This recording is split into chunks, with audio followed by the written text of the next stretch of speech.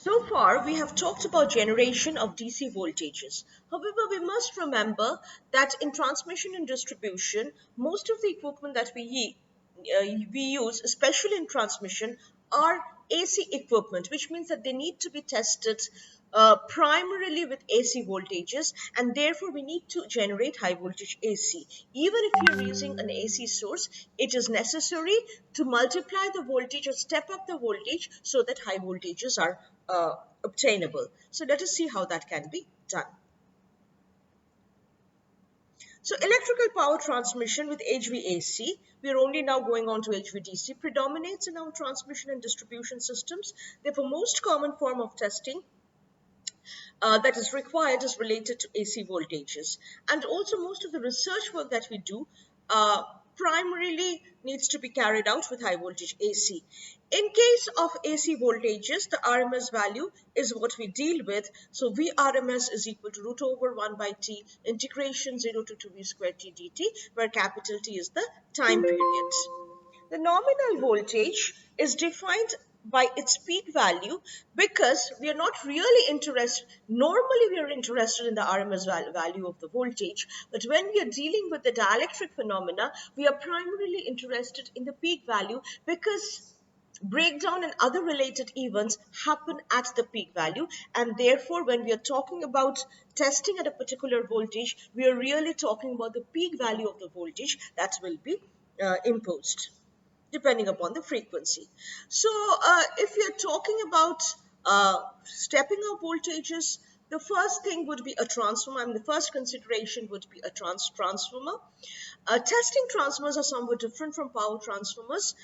Of course, it's a single phase power transformer, and from the considerations of the kVA output, thermal rating, fundamental design of iron core and windings, there's not a lot of difference, except that when we are using a transformer for testing, we don't need high current, so we don't really need high power. We need high voltages, but we don't need high current, because at the instant of breakdown is the only situation where we expect high currents to flow, and our circuits should be so designed to trip the circuit as soon as a high current begins to flow, because we are only interested in the voltage. We are not interested in expending energy. There are, of course, some differences also in the construction of the transformer, for the testing transformer and the power transformer. Generally, testing transformers will have small flux densities and therefore low magnetizing current. They will be very compact and they have well insulated high voltage winding. So a single unit this is what a single unit of a test transformer looks like. You have an iron core, primary exciting winding, secondary winding.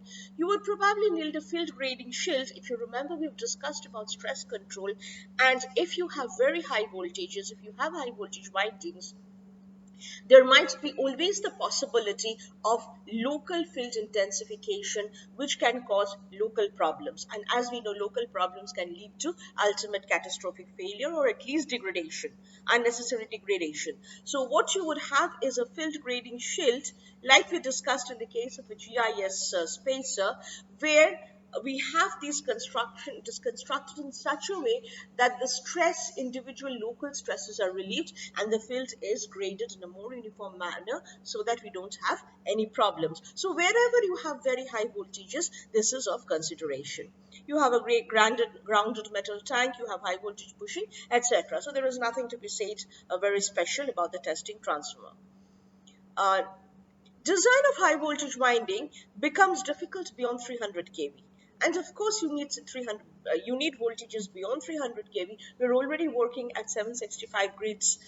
The grid voltage right now is 765 kV. And as you know, if you're going to operate an equipment at 765 kV, the test levels are going to be much, much higher. So we cannot work with a single unit transformer, and we have to look at other options. I'm only going to discuss a few. One option is the cascaded transformer. So in this case, I have taken a situation where I have three identical transformers and they are cascaded. What does it mean? You have a primary winding. This primary winding supplies a secondary winding, and let's say you have a step-up voltage of, let's say, any voltage 1V. You have unit voltage which is stepped up to a V voltage, so let's say that's the turns ratio. So across the secondary, you have voltage V. Now the same primary feeds not only the secondary but also feeds a tertiary winding, and this tertiary winding is used as a primary winding of a second transformer of identical construction. The second transformer also has the same turns ratio, so this is the secondary winding, and again this has a tertiary winding. The tertiary winding of the second transformer serves to feed the primary winding of the third transformer, and the third transformer identically has a secondary winding and a tertiary winding. Now, the output voltage is obtained across the secondary of the third transformer and the ground. This is very important. Normally, the secondary winding of any transformer, one point will be at high voltage and the other point will be grounded. And across the secondary winding, the load will be connected. In this case, and the primary winding will also be grounded at one end. Generally, that is the situation. But in cascaded transformers, this is not what you have. Instead, the primary of the secondary winding is not at ground potential, but is at the same potential as the secondary winding. So which means if this point is at potential V, then this point is also at potential V. And across the secondary you have capital V. So you have voltage V across the secondary of the primary first transformer. You have another V across the across the secondary of the second transformer. Now if the low voltage end of the secondary winding of the second transformer is not grounded and is held at the same potential as the secondary of the first transformer or primary, that is, it is held at potential V, that means if you take an output across the high voltage end of the secondary winding and ground, you will have the cumulative voltage of V. V across the first secondary and V across the second secondary. Similarly, across the third transformer, the secondary winding of the third transformer, here you have another voltage multiplication V. So now you have V here and then 2V of previous, so you have 3V. So between the secondary winding terminal of the third transformer and the ground, you have 3V. So the trick is to hold the secondary winding end not at ground but at 2V here, at V here. How do we do that? We do that by providing insulation. So the secondary of the second transformer is insulated from ground and it is held at potential V, which is the potential of the output of the first primary. So in this way you can keep multiplying, and I mean it would seem that it's possible to keep on multiplying. If you keep on cascading transformers one after the other, it should be possible to have n stages of transformers and you should have nV, so you can multiply it any number of times. That is not what is going to happen, and let us see what the limiting condition is. Remember, the entire power for this entire setup is being supplied by the primary of the first transformer. So if this has a power rating of P, so the current here will be P by V. So if this is P by V, which means here you have 3P. So therefore here you will have to supply the power for this transformer as well as this transformer. So if you have a power rating of P for every transformer, the primary of the first transformer will be obliged to supply 3P quantities of power, NP quantities of power if you have n stages. So that puts a limitation to the number of stages of cascaded transformers that you can use. And the other limitation is, of course, the insulation, because this has to be insulated at V, this has to be insulated at 2V, this has to be insulated at 3V, and so on and so forth. So cascaded transformers also have a limitation. Next is a series resonance circuit.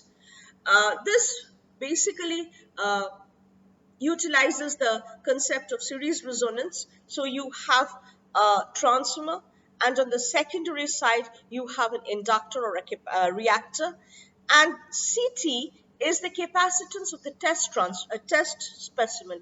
Generally we are going to test dielectric materials. Dielectric materials are, or insulating materials are dielectric materials, so therefore they do not allow current to pass through.